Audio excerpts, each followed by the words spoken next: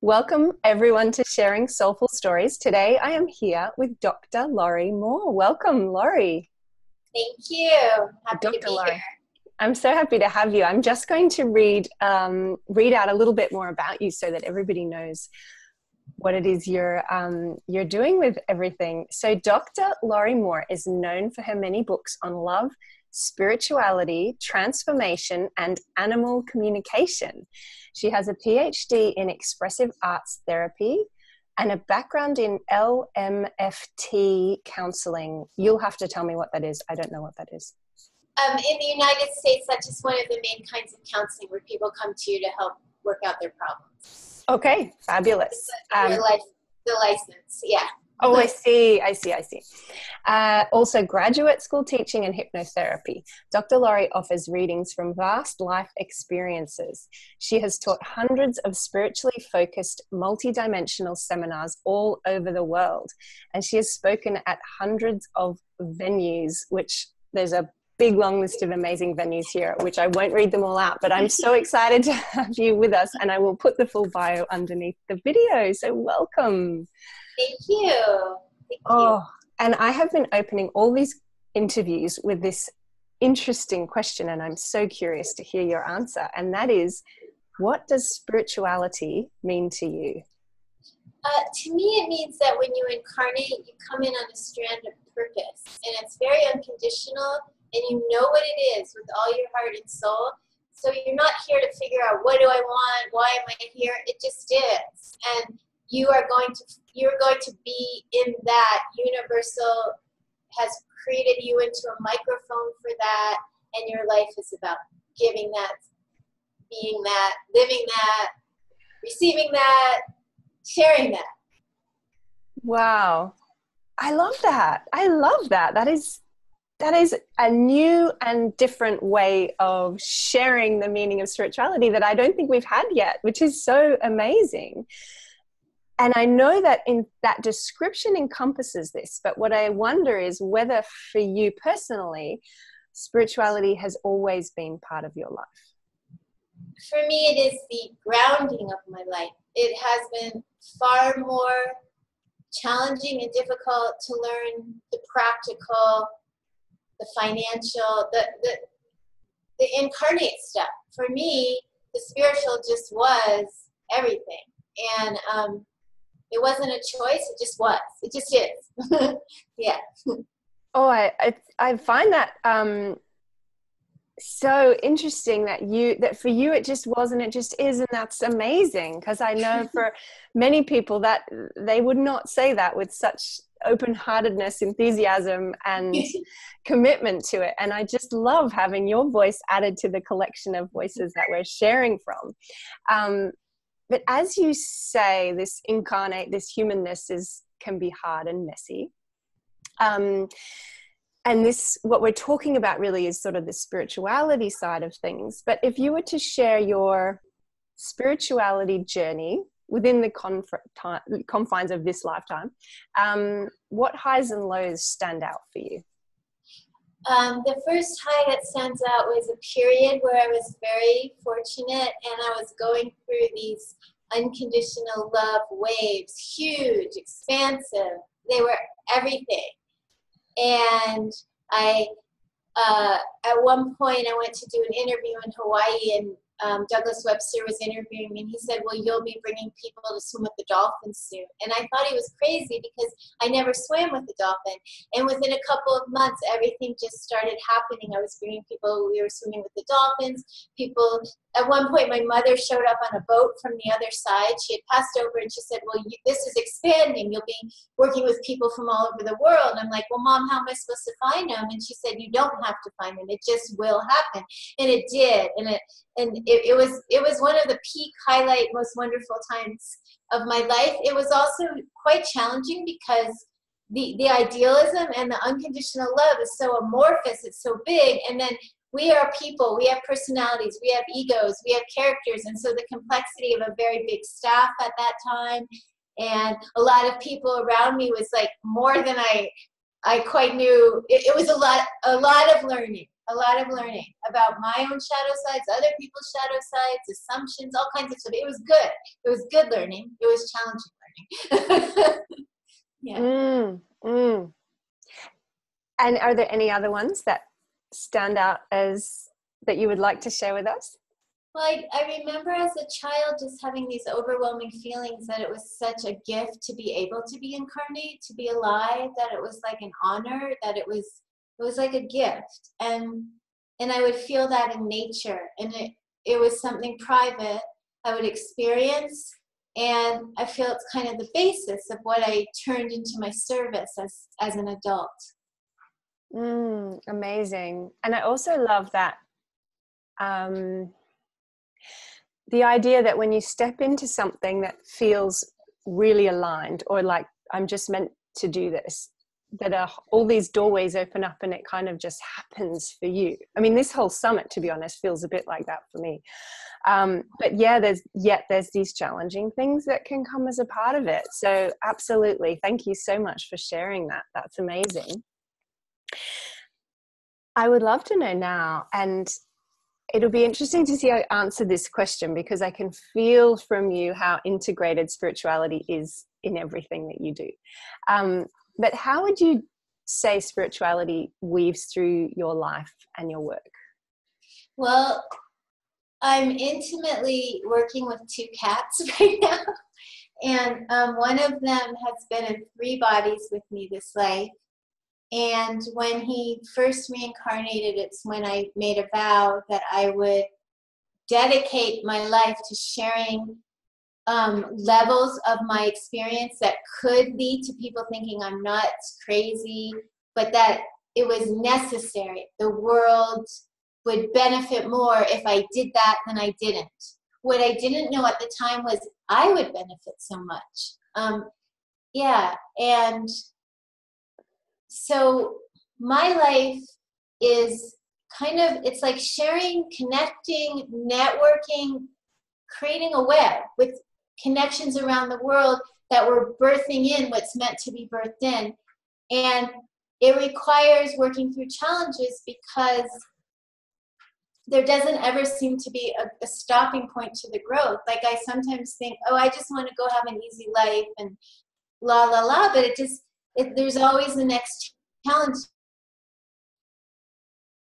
I mean, I feel like every day I probably deal with 20 inner challenges, because I'm so sensitive to everything I'm thinking, others are saying, that anything off in the planet that's requiring adjustment, and right now the whole planet's calling out for adjustments, I feel personally I have a response to shift something in myself. And right now the main thing I'm shifting in myself is this whole new level of surrender. It's just a whole new level, because I kind of understand now that I can't do anything. My will's never really done anything, though it appears it has. And so I just keep going. And the light does such a better job than me. All my plans, so it's like a whole new level of, I'm just giving it over all day long, and I'm exchanging thoughts of intention for prayer. I'm just praying for people all the time. I don't know what anyone needs, so it's just more like God, Divine Mother, Divine Father, bless you. And that's what's going on these days. Yeah. I feel like we just need to dive into a little bit more about the animals and the fact that what to people that are not familiar with your work, what does intimacy with 2 cats mean? And indeed, this could be a place to open up to this idea I shared before we jumped on the call of, I swear this spider was trying to speak to me yesterday. Yeah. And you said, let's talk to that. Whichever of those, the cats thing and the spider thing, I would love to open the door to those. Both beautiful questions. We're in the satsang when we listen and feel all the time with animals and insects, with nature. They are holding the vibrations that could allow the planet to acquiesce back into health and wellness. The animals, I've talked to hundreds, maybe thousands probably by now. they're so much more tuned in than humans. And so are the trees and the plants. In my personal experience, I don't feel I have to be right, and others can have a different view, and I respect their right, and I'm right, and we're all right. But how I experience it, they are the masters. People go looking for a guru, a master teaching. The animals are that. They understand their purpose, their connection to the one light, the unconditional realms. The spider that came to visit you is there, and you might see the spider again. The spider is offering a new perspective. The spider loves what you're doing and all the intricacies of it, and is going to go with you if you join together in a even wider perspective now, that you will start to feel and experience. That little spider was very purposeful in approaching you. If I'd videoed it, and I tried to a few times, I was like, every time I sort of popped him back on the table, he just jumped back on me. I went, okay, what are you trying to say? Yeah. It's funny. It was like it was, this conversation was bound to happen, because there was a dragonfly as well, and I had this sort of inner message that they hold the spaces for bodies of water that are not directly connected to the ocean, and I just got this like inner feeling about that. And there have been other animals that I'm like, mostly insects at this point actually, that have been, I've just been like, that's really strange behavior, or it's really incredible behavior. That is you're really hearing them. You're really getting them, and they're showing up and showing you how intelligent and divine and purposeful they are. They trust you. They knew they could approach you, and you're listening, and you're picking up this sharing they're doing about the bodies of water and more. That's beautiful. That's so wonderful. Yeah.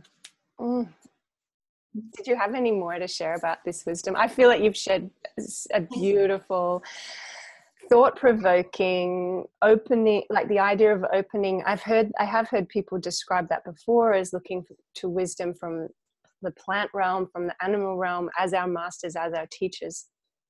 Absolutely love that idea. Yeah, just talking about it, I'm feeling so excited and happy about being alive. I remember now a little moth. I've written about it in at least one of my books.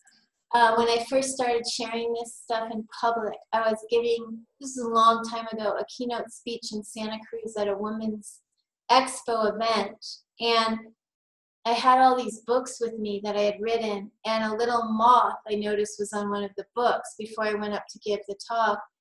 And I knew the moth was talking to me, just like you. That was when insects started approaching. And I asked the moth, what is it? And the moth said, well, you have all these ideas you're going up to tell everyone, but just be peace. And I said, what? And the moth said, it's like, it doesn't matter what the information is, vibrate peace. That's really why you're here. And I said, well, how will I do it? How do you vibrate peace? And the moth said, just focus on me. And I focused on the moth so we could vibrate peace. It was beautiful, and I really understood, like, that's what the purpose was. And afterwards, the moth and two other bugs found me and came, and, just to make that union again before saying goodbye. So they are precious, the insects, and they are so wise. I just love I'm fascinated, and I love this, and I love the idea of opening to this. And when you were talking about hold that vibration of peace, like my whole body was in resonance with that idea. I just was saying, yes, that's what we're, if we could all do that, imagine the shifts on the planet if we could all yes, exactly. Yeah. Amazing. So my next question for you is, for somebody a little newer to this, a little less whether able to feel into it or unwilling to explore for whatever reason, but now feeling curious, do you have any advice for somebody earlier in the journey? Well, you are so tuned in because it's all heart. And like, if we're going to learn another language, it's really different. It's like intellect and memorization, and advanced means lots of info, but in communicating with animals, bugs, nature, people, the advanced is simple. It's like immediate. You listen from your universal heart and your personal caring heart, and the whole world opens up, and you're already doing it. That was great advice for me. That's what we're hoping everybody else will be curious about, will be interested in discovering what that feels like and what life can be like when that opens up to you as a possibility. So thank you. Yes. For those that have heard this and are curious and want to find out more, I know you've got some books. We'll have links to your website and things below, but could you share a little bit more about what your work looks like and how people can find you? Sure. So nowadays, my main work, and it's always changing, is I'm doing a lot of one-on-one training with people over the phone and Skype, training people in animal communication, training people in manifestation, helping people heal lots of layers, go into awakening, shift things in their life that have not worked, and they're ready for something different with love or prosperity or wellness. And then people just want to drop in and do a session about themselves or their animal. I do a lot of that. And AnnaMiracles.com, and the phone compatible new one is AnnaMiracles.com/new, and it's ANIMiracles.com. Yeah. And lots of books. You can, Dr. Laurie Moore, you know what, there's a bunch of Dr. Laurie Moores now, but the ones about animals, spirituality, that's me. Yeah.